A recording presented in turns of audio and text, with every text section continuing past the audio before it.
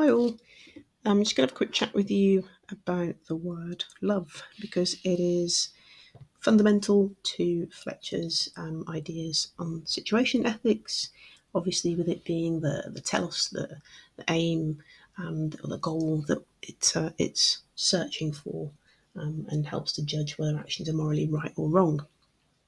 Okay, so in English, we use the word love to mean and to express quite a range of different emotions, really. You know, you can say, I love you to a younger sibling, or you can say, I love you to a pet, or you can say, I love cake, I love my dog.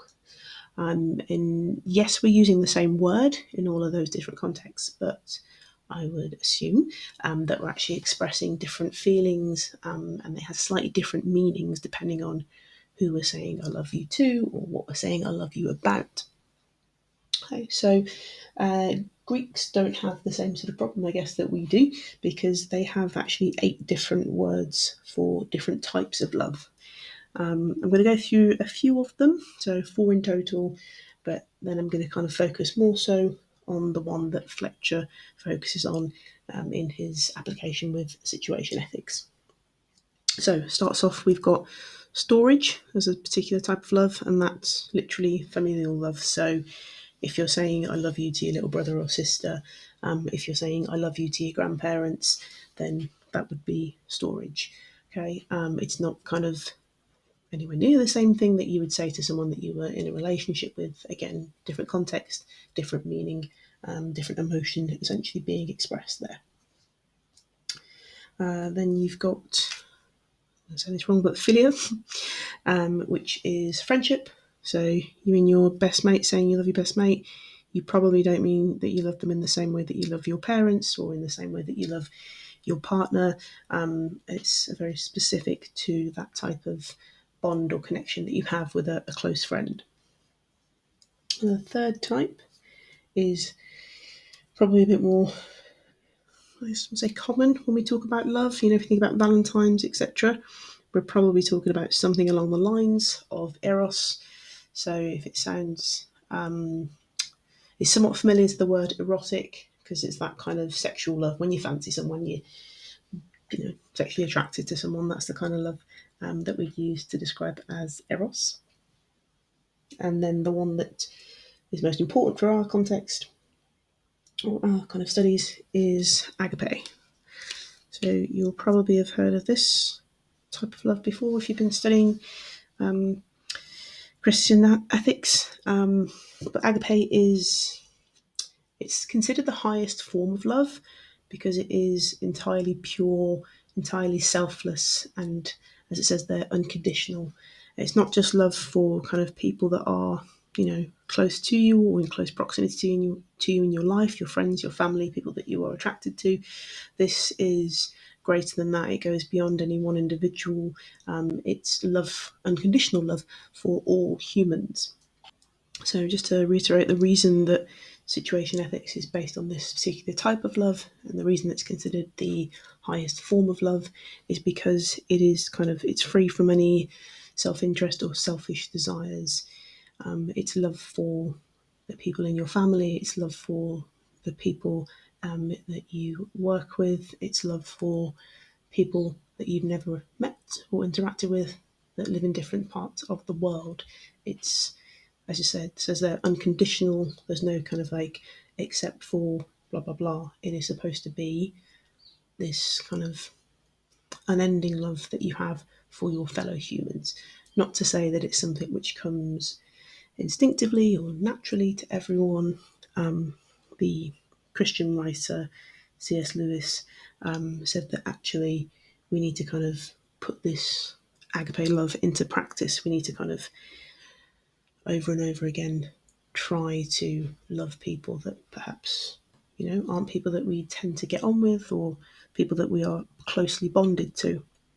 So for him, it is something that's not instinctive, and it's not something that we kind of just can take for granted. He felt that it was something that, as I say, needed to actively be practiced. But it is, as I say, the purest, the unconditional form of love, and therefore the greatest form of love that situation ethics is based upon. So, agape love, it's often kind of translated and connected with the idea of altruism, which is where you kind of go out of your way to help other people, do charitable acts and that kind of thing.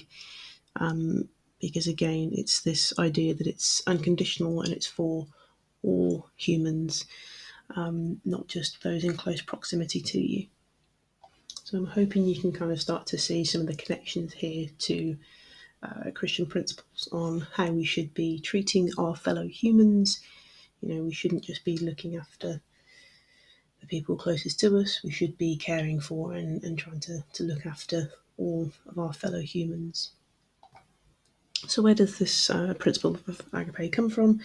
Well, it is believed to be a gift from God, which is probably not massively surprising. If we look at the actions and the life of Jesus Christ, we can see this kind of unconditional love and care that he shows towards fellow humans.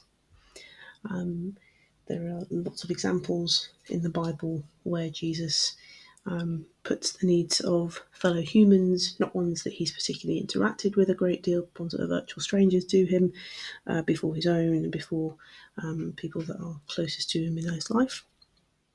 So, you know, you've got Jesus going out there and performing these miracles and healing people, allowing them to see again, to walk again, raising people from the dead. You've got his explicit teachings on the greatest commandment being to love God first and love thy neighbour, your neighbour being literally all of fellow humanity. And then I guess the ultimate example of agape, the ultimate example of love for humankind, is in Jesus' sacrifice. So allowing his life to end, well, allowing his son to come down in the first place in order to be sacrificed, and then allowing his life to be ended, to suffer through the crucifixion, feel that pain, etc., in order to remove sin from humanity, is an example, arguably the best example in Christianity, of doing something which is unconditionally loving towards all of humanity. That wasn't something that was done just for believers. It was to, you know, remove the original sin from all of humanity and allow all of humans the ability to get into heaven if they choose the right path going forward.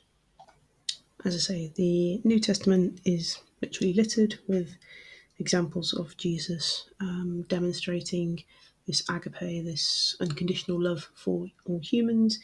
I just wanted to end by reading you one final quote from John, which is, quote, "I give you a new commandment, that you love one another, just as I have loved you.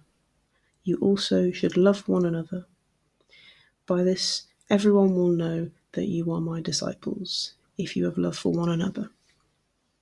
So that's Jesus explicitly telling his followers, his disciples, that, you know, the way to demonstrate their discipleship, their faith in Jesus Christ, is to go out into the world and to be loving towards humanity, towards other people, in the same way that Jesus himself was loving towards humanity. So ultimately, when Fletcher talks about love being the ultimate, the purpose, the goal that we're aiming towards, he's not talking about love for your family. He's not talking about love for someone that you are attracted to. He's talking about this unconditional love for all humans.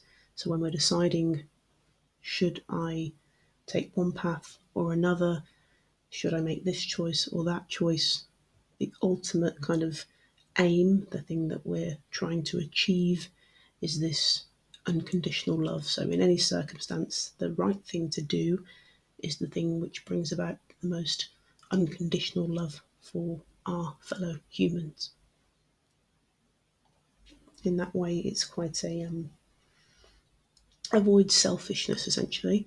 It's not about the people in your life, the people closest to you, your feelings necessarily.